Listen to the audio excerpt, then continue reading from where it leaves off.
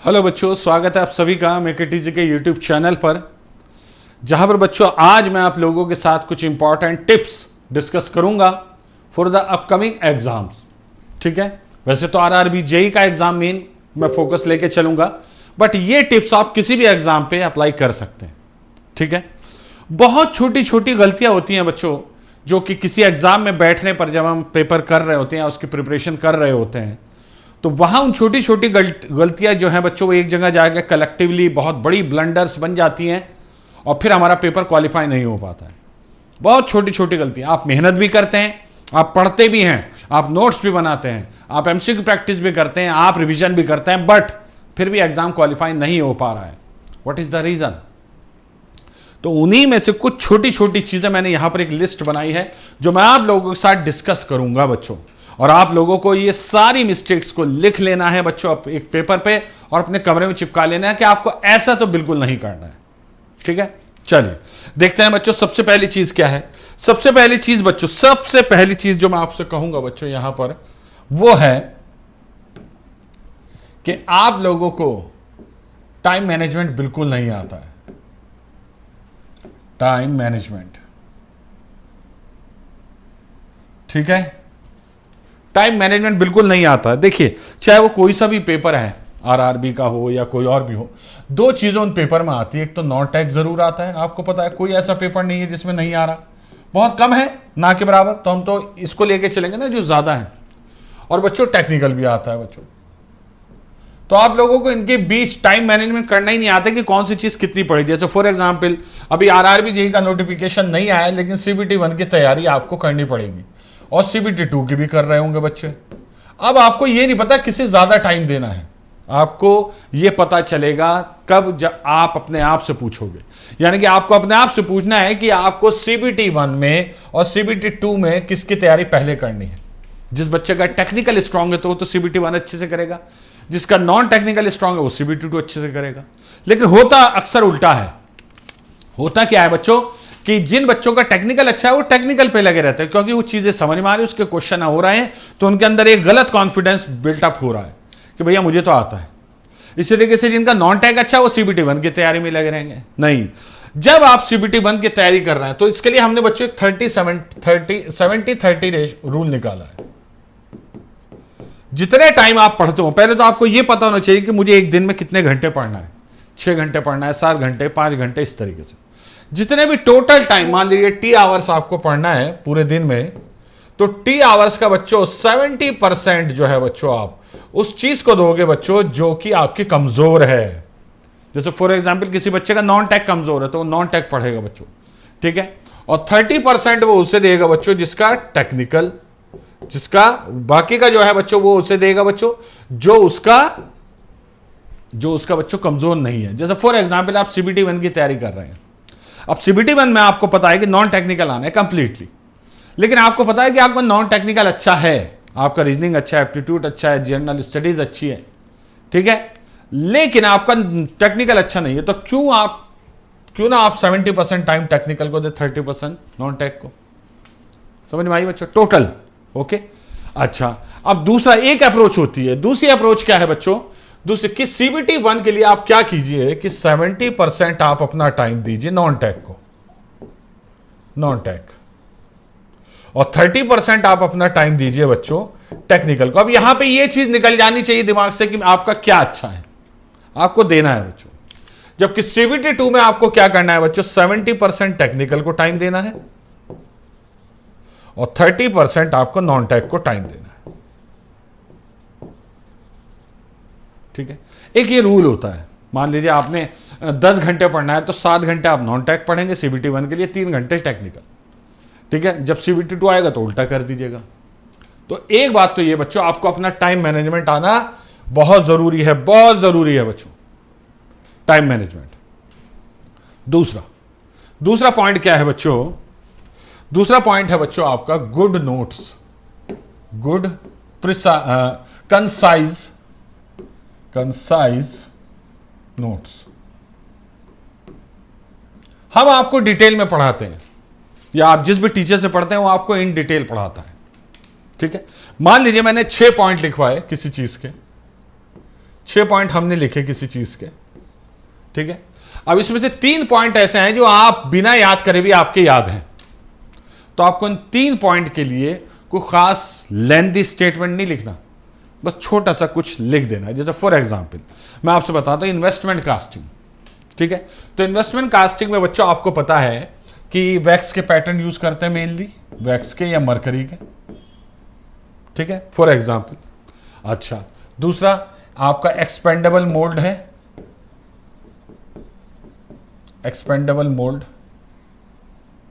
ठीक है, ठीक है। 8 से 14 लेयर बनती है, लेयर, ठीक है, ऑफ रिफ्रैक्टरी मटेरियल, ठीक है।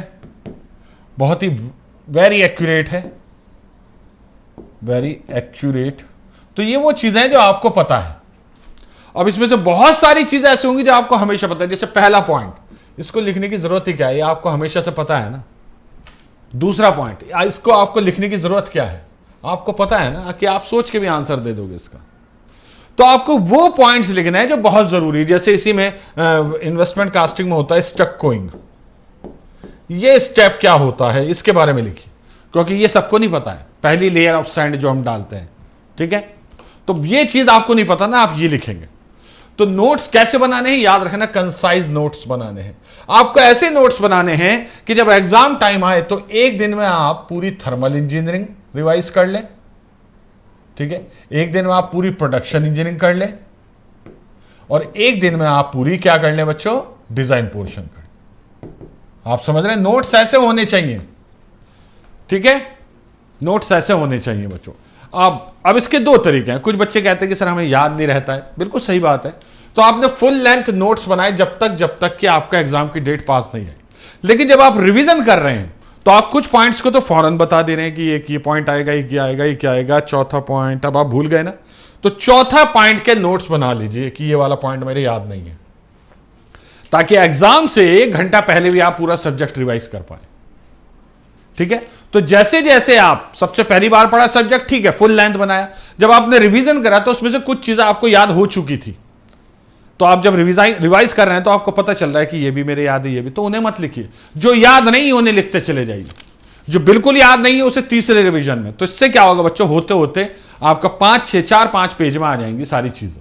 तो एग्जाम से पहले उन 4-5 चीजों को आपको रिवीजन करना होगा। जो चीज आती है, कई बार आती है, तो उससे आप सीखने में दोबारा टाइम मत दीजिए, अपना समझने की कोशिश कीजिए, क्योंकि एग्जाम के टाइम में आपका रिवीजन बहुत इंपॉर्टेंट है, ठीक है। तो दूसरी चीज है बच्चों, कंसाइज नोट, छोटे से छोटे नोट्स पे आपको अपने आप को डिक्लाइन करना होगा। ऐसा नहीं कि आप फुल लेंथ पे लेंथ। मैं तो राहुल सर या कोई भी टीचर ऑनलाइन आपको फुल लेंथ समझाने की कोशिश करेगा ताकि आपके कॉन्सेप्ट बिल्ड हो जाए, ठीक है। ओके, तीसरी चीज इंपॉर्टेंट क्या है बच्चे, जो बच्चे गलती करते हैं, तीसरी चीज वो करते हैं बच्चों कि थ्योरी तो बहुत अच्छे से पढ़ ली, थ्योरी तो पढ़ ली बहुत अच्छे से, और एमसीक्यूज जो हैं उन पर प्रैक्टिस आपकी रह गई लैक, कम रह गई। एमसीक्यू प्रैक्टिस लैकिंग कर रहे हैं आप। आपने क्या करा कि आपने एग्जाम डेट का वेट किया, एग्जाम डेट आ गई, अब आप भागा दौड़ी कर रहे हैं, आप हमारी नकल कर रहे हैं। एक्चुअली एक टीचर क्या करता है, जब तक एग्जाम डेट नहीं आती लगभग वो पढ़ाता रहता है ताकि अच्छे से टॉपिक क्लियर होते चले। वो आपसे कहता रहता है रिवाइज कीजिए, लेकिन आप क्या करते हैं बच्चों, आप लोग भी उसको ही मान के चल रहे हैं बेसिस, जबकि आपको अपनी प्रैक्टिस करनी है बच्चों डेली। आप क्यों डेली एमसीक्यू प्रैक्टिस नहीं कर रहे? जो सब्जेक्ट खत्म हो गया उसके क्वेश्चन अब तक आपने सारे क्यों नहीं लगा के देखे? आपके पास सारी बुक्स हैं, सब नोट्स हैं, क्यों नहीं आपने एमसीक्यूज लगाए बच्चों? लगाने पड़ेंगे बच्चों, लगाने पड़ेंगे, याद रखना। एमसीक्यू कौन कौन से पीवाईक्यू लगाइए, या उसी टॉपिक पे जो अदर एग्जाम में क्वेश्चन आए उन्हें लगाइए, क्यों नहीं लगाएंगे आप? तो आप टीचर की नकल मत कीजिए, टीचर का काम है पढ़ाना, उसने पूरी इतनी सारी चीजें बता दी। अब उनकी जो प्रैक्टिस है वो तो तब कराएगा ना जब एग्जाम होगा। ये हमारा काम है कि हम एग्जाम के टाइम में आपको प्रैक्टिस कराएं, आपका काम नहीं है बच्चों। आपका काम यह है कि आप प्रैक्टिस करते रहें ताकि एग्जाम टाइम में जब हम आपसे एमसीक्यू पूछे तो आप उसका आंसर बताएं हमें सीधा सीधा। तो एमसीक्यू प्रैक्टिस थ्रू आउट चलती रहनी चाहिए, आपको याद रखनी होगी, ये बात याद रखनी होगी, ठीक है। नेक्स्ट पॉइंट, ठीक है, हाँ, लेस लेस नहीं बच्चों, high, high dependency, high dependency on teacher. आप टीचर पे बहुत ज्यादा हाईली डिपेंडेंट है। अगर मैंने कोई टॉपिक पढ़ाया, ठीक नहीं पढ़ाया तो बिल्कुल छोड़ दिया। अरे आपको पता है ये टॉपिक सर से छूट गया तो आप खुद से पढ़ लीजिए, या अपने टीचर को रिमाइंड दिलाइए कि सर ये टॉपिक छूट गया है, प्लीज इसको कवर कराइए। समझ में आई बच्चों बात? अगर टीचर ने कह दिया कि नहीं मैं इसको इसलिए नहीं पढ़ा रहा हूं, इस पर कभी क्वेश्चन नहीं आया, छोड़ दो, कभी नहीं आएगा, देन ओके। लेकिन अगर उसने कहा कि अच्छा ठीक है हाँ मैं पढ़ाऊंगा, तो यानी कि हो सकता है उससे छूट गया, तो आप अपने टीचर के असिस्टेंट बनिए। स्टूडेंट बनने का दौर गया। स्टूडेंट तो बनते थे आमने सामने बैठ के, नीचे बैठता था स्टूडेंट, टीचर खड़ा होता था, बात करता था। अब आपको असिस्टेंट बनना है बच्चों, तो अपने टीचर पे फुल्ली डिपेंडेंट मत रहिए कि भाई जब तक सर नहीं पढ़ाएंगे तब तक मैं नहीं पढ़ूंगा। आप लोगों को साथ मिलकर चलना है, टीचर के असिस्टेंट बन के चलना है मेरे बच्चों। हम लोग क्या कर रहे हैं कि अगर मैंने कोई चीज लिखवा दी तो लिखवा दी, अगर नहीं लिखवाई तो आप उसे देखेंगे भी नहीं। क्यों नहीं देखेंगे भाई? ठीक है, तो सेल्फ इवैल्यूएशन के लिए बहुत जरूरी है टीचर पे डिपेंडेंसी सिर्फ इतनी रखिए कि सर ने ये टॉपिक पढ़ाया, ये मुझे समझ में नहीं आता था, उससे आ गया। अब इससे रिलेटेड चीजें आप लोग देखते चलिए, हम भी कराएंगे, हमारा भी काम है कि हम आप लोगों को हर एस्पेक्ट पे डिस्कशन करें आप लोगों के साथ। लेकिन आपको ये अपने आप से पूछना पड़ेगा कि क्या मैंने ये टॉपिक पूरा पढ़ लिया, ये समझ लिया या नहीं। ठीक है, हाँ, तो टीचर पे डिपेंडेंसी थोड़ी कम कीजिए, कम कीजिए बच्चों, याद रखना। ठीक, उसके बाद बेसिक क्वेश्चंस। किसी भी पेपर में 70% क्वेश्चन बहुत बेसिक होते हैं। ये वो क्वेश्चन है जो लगभग सब एग्जाम में या तो रिपीटेड है या आए हुए हैं। ठीक है, या डिस्कस हुए हैं, या टॉपिक डिस्कस हो गया क्लास में। तो 70%, अब होता क्या है कि लगभग 70% क्वेश्चन होते हैं बच्चों, जबकि आप पता किस चीज की चिंता में घुलते हैं? 30%। आप इसकी चिंता में घुलते हैं, सर ये नहीं हुआ, सर ये नहीं हुआ। अरे जो हो चुका है उसका 70% वो बिल्कुल बेसिक है, वो आना ही आना, ये ज्यादा पोर्शन है। 30% की चिंता मत कीजिए। इस 30 के चक्कर में आप अपना 70% भी बिल्कुल रियून कर रहे हैं, बिल्कुल बर्बाद कर रहे हैं। 70% आपका बहुत स्ट्रांग होना चाहिए। 30% के लिए बच्चों टीचर है, आप बताइए, हम देखेंगे। ये टॉपिक मुश्किल है, इस पर हम क्वेश्चन कराएंगे, लेकिन इसके चक्कर में इसे रियून मत कीजिए। ये तो आपको रोजाना डेली हर वक्त आपको रिवाइज करना है बच्चों, याद रखिएगा। तो कोशिश कीजिए 30% जो है इसके चक्कर में 70% रियून ना हो, क्योंकि जिताएगा यही, एग्जाम में क्वालिफाई यही कराएगा बच्चों। इसके लिए तो सब बच्चों का लेवल सेम है ना, इसमें जो एक्सपर्ट होगा वो जीतेगा, उसका पेपर क्वालिफाई होगा। ठीक है, ओके। उसके बाद सेल्फ लर्निंग, खुद से सीखने की चाहत बिल्कुल खत्म हो गई है। टीचर बता देगा तो ठीक है, वरना हम नहीं पढ़ेंगे। ये बहुत गलत बात है बेटा। खुद से कुछ खोजने की कोशिश कीजिए। अभी एग्जाम में टाइम है ना, तो अभी टॉपिक को एक्सप्लोर कीजिए, समझ में आएगा बच्चों। आप लोगों के आपको आएगा समझ में बच्चों। मैं तो जल्दी आप लोगों के लिए एक्सरसाइज भी शुरू करने वाला हूं कि ये एक्सरसाइज है, इस एक्सरसाइज को करिए बच्चों, और या तो टेलीग्राम पे उसके आंसर भेजिए या जो भी है, या खुद अपने आप को देखिए कितना कर पा रहे हैं। आपको पता होना चाहिए आपका कौन सा टॉपिक कमजोर है, कौन सा स्ट्रांग है। आपको पता होना चाहिए। आप हमेशा इस जगह आके गलती करते हैं। अगर आपको यह पता नहीं चल रहा तो ऑन कैमरा में आप लोगों को कभी नहीं बता सकता, ना ही अच्छा पढ़ा सकता हूं। आपको पता होना चाहिए आपकी कमी क्या है बच्चों। तो सेल्फ लर्निंग, खुद से सीखने पर चीजें पता चलती हैं कि हाँ ये भी है, ये भी है। कुछ चीजें बहुत सी अगर मुझसे मिस हो गई तो वो मुझे सिखाइए कि सर ये रह गया। ठीक है, मुझे अगर आपसे कुछ मिस हो गया, मुझे पता चल गया, मैं आप लोगों को सिखाऊंगा। सेल्फ लर्निंग बहुत जरूरी है, याद रखना बच्चों। तो अपने आप को छोटी छोटी एक्सरसाइज दिया करो कि आज मुझे ये अनसोल्ड चीजें करके देखनी है, ये 5 चीजें करके देखनी है, 6 क्वेश्चन, ये 4 क्वेश्चन। इससे आपको पता चलेगा कि आप कितने पानी में हो, याद रखना बच्चों। ठीक है, उसके बाद time to solve an MCQ. एक एमसीक्यू को करने में कितना टाइम ले रहे हैं आप? अगर आपने एमसीक्यू प्रैक्टिस अच्छे से की है, अच्छे से थ्योरी पढ़ी है, तो इसमें ज्यादा टाइम नहीं लगना चाहिए। न्यूमेरिकल देखिए कितना टाइम ले रहे हैं एक एमसीक्यू को करने में। अगर ये सारी चीजें आप अपने अंदर नोट करेंगे, तब आपको पता चलेगा कि भैया मैं तो एक क्वेश्चन में यार 1.5 मिनट ले रहा हूं, तो 60 क्वेश्चन में तो 1.5 घंटा वैसे ही हो गया मेरा। ये तो गलत हो जाएगा। समझ में आई बात? मेरा तो वैसे ही सारा टाइम चला जाएगा। तो अब आपको इस चीज पे फोकस करना है कि किस तरह मैं अपनी कैलकुलेशन, किस तरह अपनी प्रॉब्लम सॉल्विंग जो टाइम ड्यूरेशन है उसे कम कर सकता हूं। तो ध्यान से time solving for a MCQ याद रखना बच्चों, ठीक है। ओके, हाँ। Next is insufficient revision. पता नहीं, मुझे नहीं पता आप लोग कैसे रिवीजन करते हैं, मुझे नहीं पता आप कैसे आप लोग रिवीजन करते हैं, लेकिन रिवीजन का मतलब ये होता है कि आपने कोई नोटबुक ऐसे बनाई, मान लीजिए अपने नोट्स ऐसे बनाए, ठीक है। पहली बात तो रिवीजन करते करते ये आधे रह जाएंगे नोट्स कि भैया इतने रह गए, अब तो हाथ से लिखने की प्रैक्टिस नहीं छोड़नी, आपके ये आधे रह जाएंगे बच्चों, बिल्कुल आधे रह गए आधे। अब आपको जो रिवीजन करना स्टार्ट करना है ना, अच्छा रिवीजन वो होता है बच्चों कि आपने कॉपी रखी हुई है टेबल पे ऐसे ये, और आप टहल रहे हैं, टॉपिक डिस्कस कर रहे हैं। अब इसका ये तब होता है जब आप कई बार प्रैक्टिस कर चुके हो क्वेश्चन की, समझ में आई बात। तो जब कई बार क्वेश्चन की आप प्रैक्टिस कर लेंगे तो आपका रिवीजन अच्छा होगा। क्वेश्चन से मतलब मेरा नोट्स की, तो नोट्स की प्रैक्टिस करिए लिखने की बार बार, उससे आपको पता चलेगा कि मैंने उस दिन ये लिखा था, इस दिन ऐसे। बहुत सारे क्वेश्चन ऐसे सॉल्व होते हैं, ठीक है। तो रिवीजन बहुत अच्छे से कीजिए, 2 बातें, जितना ज्यादा हो सकता है उतना अच्छा है बच्चों, ठीक है। उसके बाद सिलेबस से तो दाएं बाएं जाना ही नहीं है, ये तो आपको बेसिक सी चीज पता ही है। सिलेबस आपको बिल्कुल चिपक के रहना है सिलेबस में, आपको इससे बाहर जाना ही नहीं है, सिलेबस से बिल्कुल भी नहीं जाना है। एमसीक्यू आपको बता देंगे सिलेबस क्या है, एक्चुअली प्रीवियस ईयर क्वेश्चन देके आपको पता चल जाएगा सिलेबस क्या है, बहुत सिंपल सी चीज, ठीक है।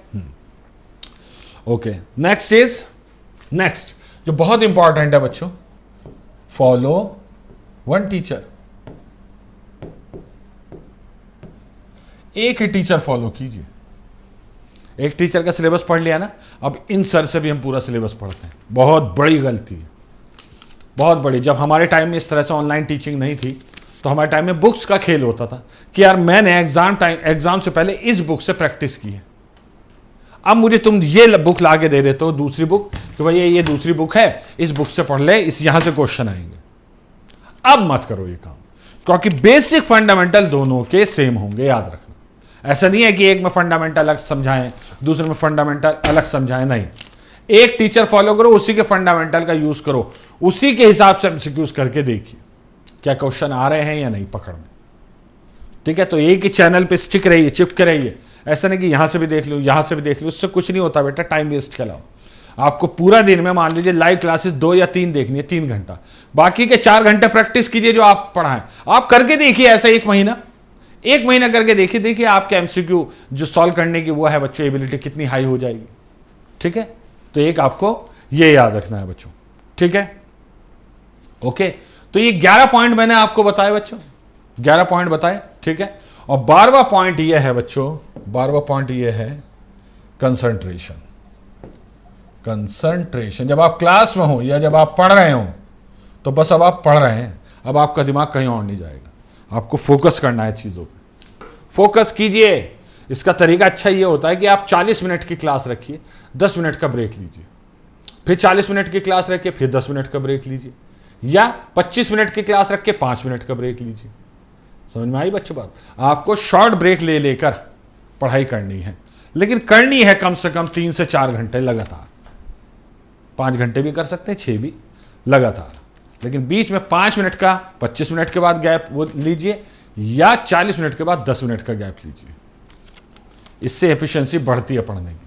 दूसरा, जब आप पढ़ रहे हो बच्चों, ना तो आपके पास मोबाइल हो, ना टीवी हो, ना गाना हो, कुछ नहीं हो, सिर्फ आपकी पढ़ाई हो, आप डिस्कस कर रहे हो, ठीक है। अगर तबीयत खराब है तो पहले दवाई खा के अपनी तबीयत ठीक कीजिए, ठीक है। तबीयत खराब में पढ़ने की कोशिश मत कीजिए, बॉडी फटीग में जाएगी, फटीग से और तबीयत खराब होती है, स्पेशली इन फीवर, ठीक है।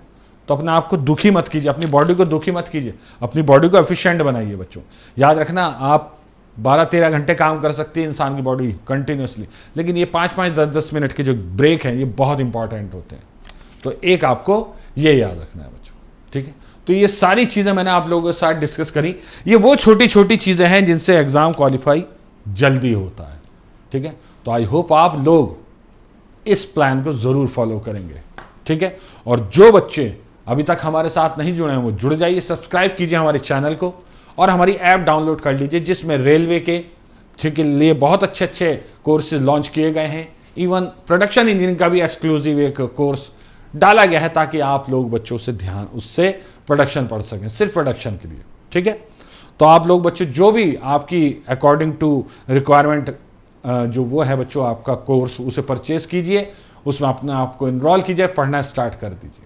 ठीक है, चलिए ऑल द वेरी बेस्ट। फिर आऊँगा किसी और सेशन के साथ आप लोगों के सामने। बाय।